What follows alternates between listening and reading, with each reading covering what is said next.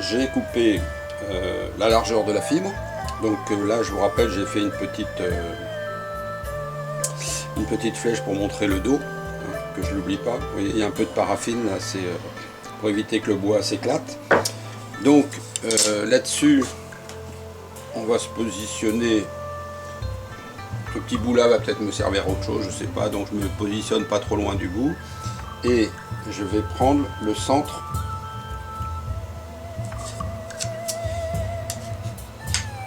de l'arc. Donc là, on va le tracer. Voilà. Donc, je vais prendre 3 cm au-dessus et 7 cm en dessous. Ce qui nous amène à une poignée de 10 cm. C'est juste pour démarrer, hein, parce que de toute façon, ce que je vous ai dit tout à l'heure, il va falloir en fonction des âmes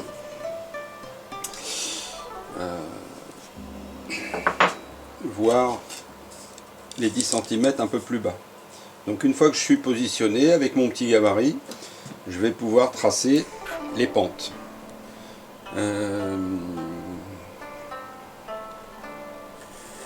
Voilà.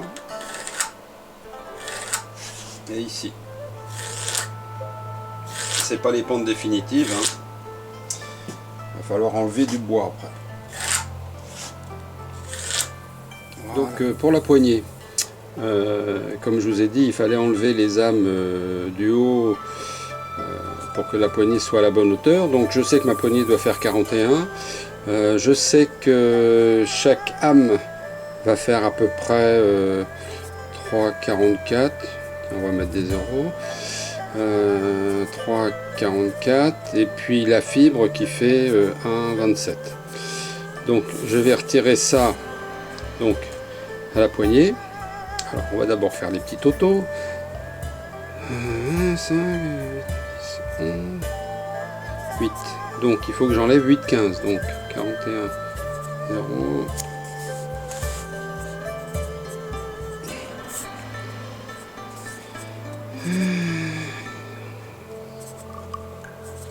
Voilà. Donc il faudra que ma poignée fasse à peu près ça. Bon, je vais arrondir à 33. Voilà. De toute façon, après, je serai obligé de... je laisse une petite marge pour pouvoir rectifier après la poignée en fonction des cotes que j'ai prises au départ. Sur la poignée, donc en partant du bas, donc 10, 1, c'est ici, et ici, voilà, et je vais tracer un trait au niveau des marques que j'ai fait, que je ne vois plus. Je ne vois jamais rien. Où est-ce qu'elle est celle-là? Voilà. Donc là je fais une petite marque vite fait. Décidément, Fouché il voit rien. Il voit plus rien. Ah oui, je l'ai fait avant, je l'ai fait là. C'est pour ça que je la vois pas. Bon, hein, vous êtes d'accord, c'est du direct, donc on peut faire des petites bêtises. Hein. Donc voilà. Donc la poignée. La poignée plus les âmes du dessus, qui vont faire, on a dit, 6. Donc ça devrait faire 41. Si on fait de là plus 6, voilà, ça va faire à peu près ça.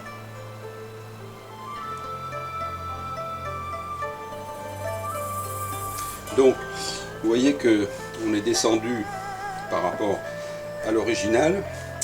Je ne vais pas la couper tout de suite ici, hein, je la couperai peut-être un petit peu plus haut. Mais vous apercevez qu'ici, j'ai des centimètres en plus. Donc il va falloir que, par rapport à ces deux zones-là, il va falloir que je redescende la coupe. Donc je repars de cette zone là, je me mets à peu près au bon endroit.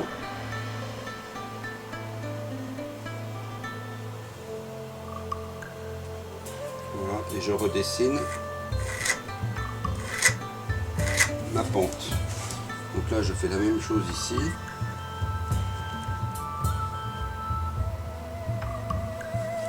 ça sera là.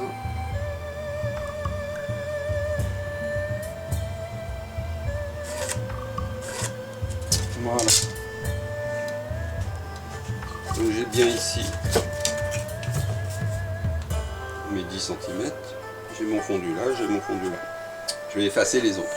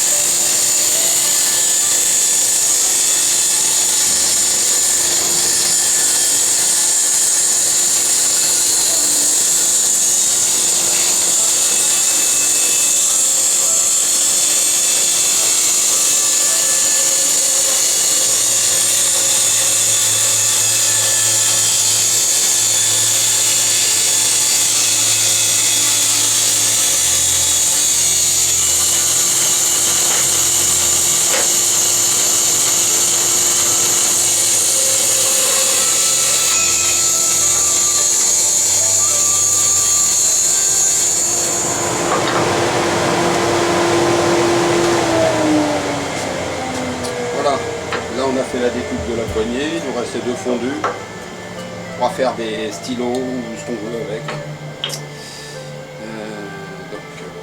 Voilà, donc là on a fini le dégrossissage de la poignée. Donc là je remets mon petit gabarit en face et puis je prends les mesures pour savoir où je dois m'arrêter à peu près. 40 et peut-être un peu moins. Pour un 70 pouces, ça ira très bien. Donc maintenant, on va passer sur une autre machine pour finir ces fondus, parce que là, on sent que c'est un peu brut. Hein. Et puis, c'est pas très droit, mais bon, on le fait pas au pif, mais on suit à peu près le trait qu'on a fait. Maintenant, on va essayer de passer sur l'autre machine pour bien aplatir tout ça, bien d'équerre. Et puis, on aura fini la poignée. On aura peut-être à couper un petit peu le dessus. À la scie à ruban, voilà. Donc on va passer sur l'autre machine. Donc là on va passer sur une petite machine comme ça. C'est une ponceuse oscillante. Oui, regardez. Hop là.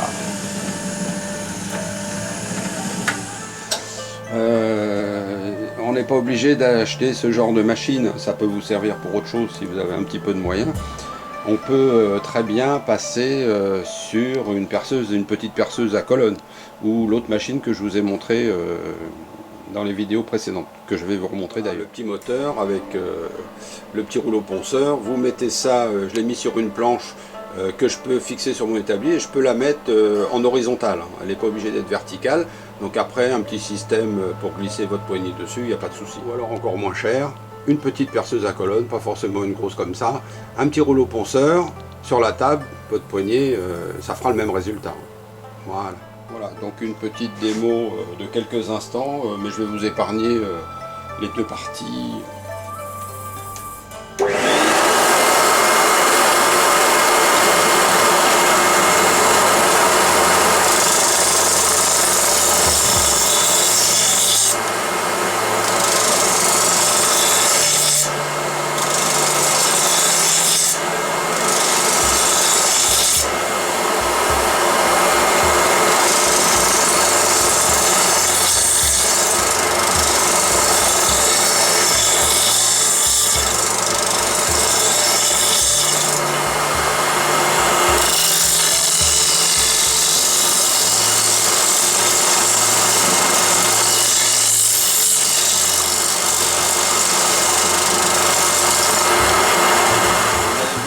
Je suis parti dans le bon sens, hein, celui-là, puisque ça tourne dans ce sens-là, ça évite d'avoir des contre-coups au bout.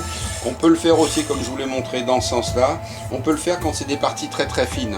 Si un jour vous avez un gros morceau de bois, vous arrivez là, ici en butée, le bout de bois il s'en va par là et vous le prenez dans le bras, dans la main, dans tout ce que vous voulez. Donc quand c'est très fin comme ça et qu'on arrive là, vers la fin, on n'a pas de souci. Hein.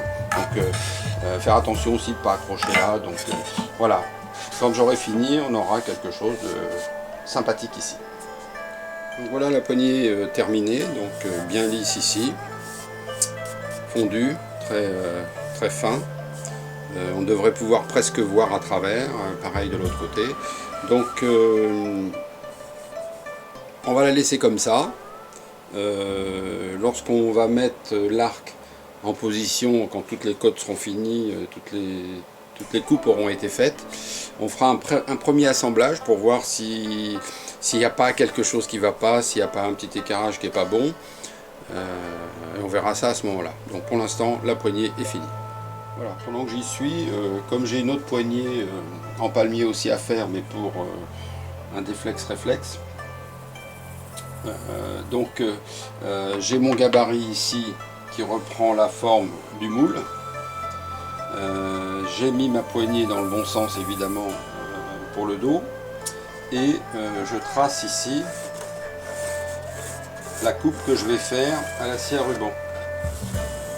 Cette coupe un peu grossière, de toute façon on repassera là-dessus, on mettra la poignée dessus, on va la serrer et on va passer sur la même machine qu'on a utilisée pour l'autre poignée pour aller venir effleurer, pour faire une jonction la plus parfaite possible par rapport au gabarit sur lequel on va coller l'arc. Donc là j'ai fait ça, je vais passer à la coupe et je reviens. Voilà, donc pour cette poignée, je me suis fabriqué un petit plateau avec ici un rond pour la butée, afin que ce gabarit-là puisse venir toucher tout le long ici, en restant bien droit par rapport à ici. Et donc je vais passer dans ce sens-là, d'accord? Je vais mettre ma poignée, alors vous voyez que ma poignée elle est marquée au bas, exactement comme sur le gabarit. Je vais la centrer par rapport au centre de la poignée. Alors j'ai pas de trait ici parce qu'en fait je vais travailler derrière, donc le trait il est derrière. Donc je vais m'aligner ici. Je vais positionner déjà une première fois le plus près possible de ça. Donc je vais m'approcher et je vais vous montrer. Donc je vais positionner donc ici le centre par rapport au centre du gabarit. Je vais approcher le gabarit à fond, vous voyez, à fond comme ça. Et je vais mettre ma poignée au bord de la ponceuse. Je vais faire la même chose sur les côtés pour équilibrer. Et ensuite, quand ça s'est équilibré, je vais mettre des petits traits ici. Donc quand j'aurai fait les petits traits, en fait, j'aurai plus qu'à avancer par rapport aux petits traits d'1 millimètre. Comme ça, je suis sûr que sur toute la longueur, je vais enlever un petit peu de matière.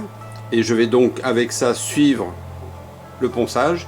Et vous allez voir que on le fait tout doucement et on va arriver avec une poignée qui aura exactement la courbe que j'ai préparée ici par rapport à mon gabarit. Puisque cette courbe-là se met exactement sur le gabarit de l'arc. Je suis donc approché le plus près possible, j'ai tracé mes petits traits, je me suis avancé d'1 millimètre, j'ai serré mon gabarit, la poignée sur le gabarit, et vous voyez que ici, la poignée est contre, mais que ici, il me reste encore un petit jeu là. Donc, je vais passer de là-bas à ici, je vais passer tout doucement, petite passe, et puis à un moment donné, je vais buter contre ça et ma poignée aura suivi le gabarit. Donc je vais essayer de me positionner pour vous montrer la manip, pas être facile, mais bon, je reviens. Voilà, je vais... Alors, bon, ce que vous n'avez pas vu, vous avez de la chance, c'est que j'étais obligé de recharger la batterie du caméscope. Donc on redémarre sur la façon de passer cette poignée sur le gabarit.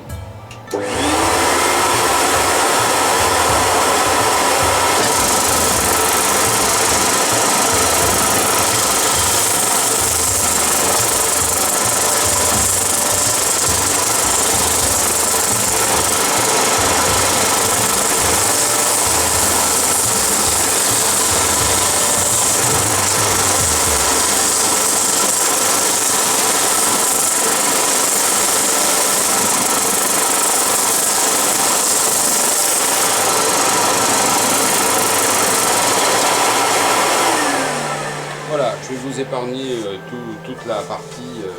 Vous voyez que ça commence déjà à s'aligner tout doucement. Lorsque je serai arrivé au bout, si j'ai pas avancé un peu, j'avancerai encore un petit peu jusqu'à obtenir la forme qui est en dessous, puisque ça suit ici. Et donc j'aurai la forme de la poignée. Et après on passera à la prochaine étape. Voilà, j'en ai fini avec cette partie de la poignée. Donc vous voyez qu'elle a bien la forme qu'il va y avoir sur le gabarit plus tard. Je vais donc l'enlever et je vais faire un peu ce qu'il y a sur ce modèle là. Je vais incorporer à l'intérieur un morceau de bois. Alors ça peut être un morceau de bois d'un seul tenant là, qui a un peu de blanc, qui a un peu de marron. Je peux mettre un bois blanc, je peux mettre 3 petits liserets qui vont ressortir de la poignée. En l'occurrence sur celle-là ça va être un liseré blanc. Donc par habitude, mais après ça chacun fait comme il veut, je prends une petite mesure à environ 1 cm 3. Voilà, donc j'ai la petite mesure et on pourrait prendre un trusquin, hein, vous savez c'est un petit truc qui se colle là et qui fait une marque. Moi je le prends juste avec le doigt comme ça, hein, je vais suivre, donc je vais aller jusqu'au bout, c'est-à-dire que je vais partir de cette marque là et je suis. Vous voyez, ça me fait suivre. Voilà, vous voyez, c'est assez rapide. C'est pas important parce que de toute façon on va repasser sur cette partie là et sur la partie d'à côté pour faire la contreforme. Donc là on va simplement passer avec la scie à ruban et couper la poignée. On n'a toujours pas fait des fondus comme je vous rappelle. Voilà, je l'ai donc coupé suivant la ligne, hein. Donc vous voyez que j'ai 2 morceaux qui vont être à peu près. Alors une chose, quand vous faites ça, lame de scie affûtée. Hein, si vous avez une lame qui s'en va dans tous les sens, vous aurez beaucoup plus de travail à faire derrière. Et ne pas s'arrêter en chemin. On fait tout d'un coup. Si on déborde un tout petit peu, c'est pas méchant. On va le rattraper de toute façon là-dessus. Mais il faut y aller d'un trait. D'accord. Sur ce bois-là, je vais juste donner un petit coup comme ça sur les côtés. Parce que quand on coupe ce palmier, hein, si vous mettez vos bois dessus, vos doigts, pas vos bois, vos doigts dessus, les échardes elles rentrent facilement. Donc voilà. J'ai toujours le haut, le bas hein, marqué et j'ai le trait au milieu. Donc on ne peut pas se tromper. J'ai donc fait ça tout à l'heure. Je vais faire ça maintenant. C'est la même opération, hein, sauf que je veux avoir cette courbe là au même niveau que là. Ensuite cette courbe là sera faite sur l'autre que je vous montrerai après. Donc je vais aller faire celle-là et je reviens. Bien, j'ai fini donc la partie interne hein, qu'on a découpée. Donc cette partie là c'est exactement la même que celle-là. Sauf que celle-là elle est toujours brute. Donc il va falloir passer sur le gabarit mais de la contreforme. Une petite chose quand vous mettez ça sur votre machine pour poncer, étant donné que ça peut bouger un petit peu ici, bah, soit vous mettez des cales ici là, avec des trous et puis vous mettez des cales, soit vous l'appuyez et vous vérifiez quand même l'équerrage par rapport à la machine. Donc cette partie là est faite, je la défais et j'en ai plus besoin. Par contre, on va prendre cette contreforme qui est exactement la même chose que l'autre mais à l'inverse. Et ça veut dire que c'est celle-là que je dois faire. Donc il faut que je vérifie. Donc là je vais remarquer le bas et le haut. Ça c'est pour pas se tromper. Hein. Donc le bas et le haut, vous voyez que c'est à l'inverse. Donc il va falloir que je fasse une petite marque. Bon, je fais la petite marque et puis je reviens. Voilà, pour récapituler, la poignée était comme ça. On a fait la première partie qui était ici, avec le premier gabarit. Ensuite, on a coupé au milieu.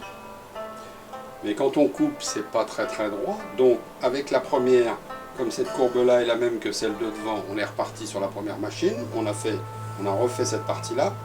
Et maintenant, je vais faire la contrepartie. Ici, qui n'a pas encore été faite. Et donc, comme c'est un petit morceau de bois qui est coupé pas très épais, ça bouge de partout. Donc, j'ai ici un morceau de bois que j'ai refait aussi avec cette contreforme pour avoir le même design. Et là, ce que je vais faire, bon, je vous l'ai montré comme ça, mais ce que je vais faire, c'est, en fait, donc là, je mets des petites cales pour tout tenir ensemble. Et en fait, ce que je vais faire pour que ça tienne bien quand même, je vais mettre du double face sur les deux. Donc, je mets le double face et je les colle. Voilà, je vais donc coller le double face. Je le remets là-dessus, je vais l'ajuster sur la machine, et puis on va faire l'autre partie. Donc là, comme tout à l'heure, je mets bien ça au centre, j'aligne tout, je me mets contre. Là, je suis contre. Je viens ici, dans le milieu. Voilà, là, je suis contre avec les deux. Maintenant, en tenant ça ici, je viens au bout, je viens au fond et je mets au fond. Une fois que j'ai fait ça, j'avance un tout petit peu de chaque côté.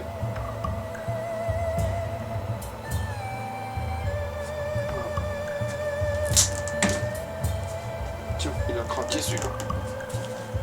Voilà. Donc, normalement, ça devrait tourner quand je fais ça. Et ça ne tourne pas. Donc ça veut dire que j'ai bougé ici. Donc je vais recommencer, je vais me caler et je vais poncer. Voilà, donc après, vous n'aurez plus qu'à mettre la bande de bois au milieu. Vous pouvez faire celui-là en 2-3 parties, c'est beaucoup plus souple, ça se collera, ça se mettra mieux qu'un gros morceau, mais bon, ça marche aussi. Voilà, donc on voit que le liseré il suit l'inclinaison. Voilà, là c'était une petite aparté pour une poignée un peu différente qu'une poignée toute droite. Et maintenant, qu'est-ce qu'on fait? On ébavure un peu ça. On va couper la poignée à la longueur et on va faire les mêmes mesures qu'on a fait précédemment sur l'autre poignée. Et donc on va retourner sur l'arc qu'on doit faire, et pas celui-là. Là c'était juste pour vous. Un bonus. Tiens, maintenant on va attaquer la façon de placer les âmes dans l'arc. Donc vous vous rappelez que je vous avais montré comment je notais le dos de l'arc, le dos de l'arbre aussi, qui est là. Et donc ces parties-là que j'ai notées, celle-là je ne sais pas où j'ai mis, il est là-bas, et là il est bien là. Donc ces deux parties-là vont être le dos. Donc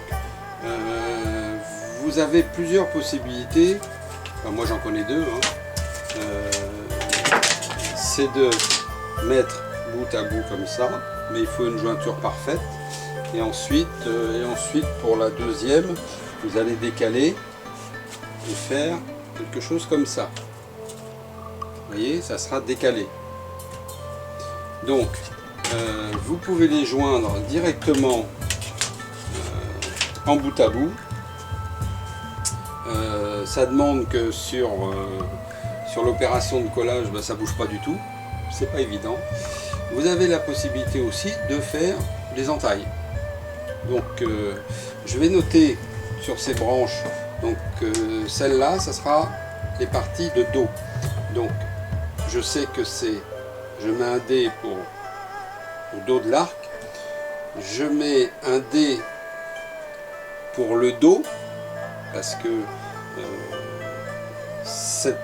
ces âmes-là seront sur le dos, et le dos c'est le dos de l'arbre, dos de l'arbre, dos de l'arc. Et je dis que celui-là, ça sera le bas. Donc ici, je vais avoir le dos de l'arbre, le dos de l'arc, et ça sera le haut. Comme ça, quand je vais coller, je vais m'arranger pour coller ça comme ça, avec le petit biais que je vais vous montrer. Mais je sais que ça sera, puisque l'arc sera posé à l'envers, on mettra la fibre, et ensuite on mettra cette partie-là, elle sera aussi à l'envers, puisqu'elle fait partie du dos de l'arc.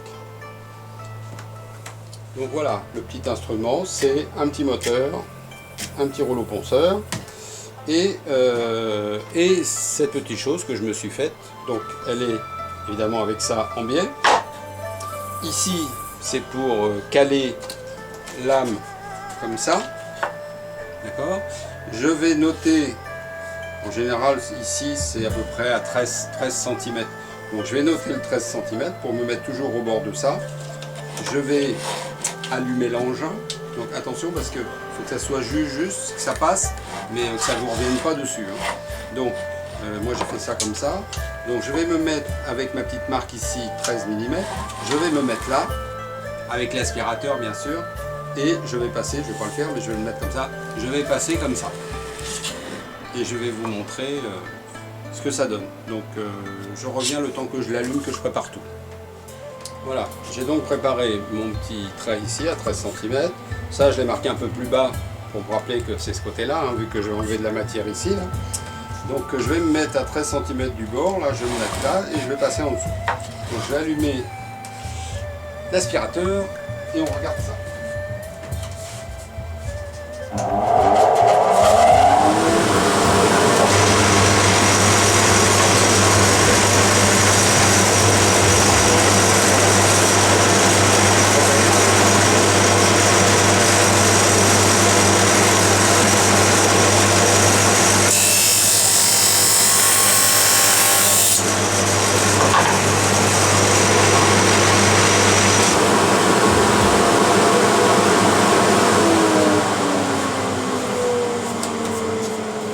Voilà le travail. Donc, je vais faire la deuxième âme, mais comme je vous ai montré tout à l'heure, sur la deuxième âme, elles vont être comme ça. Donc, en général, ce que je fais, c'est que je grignote, enfin, je marque un peu de ce côté-là, et celle-là, je la note tout de suite comme ça, en fait. Hein. Parce que si je fais les deux mêmes côtés, je vais inverser celle-là évidemment, et puis voilà, on n'est plus dans le bon sens. Donc maintenant, je vais faire la deuxième comme ça, et puis après on passera à autre chose.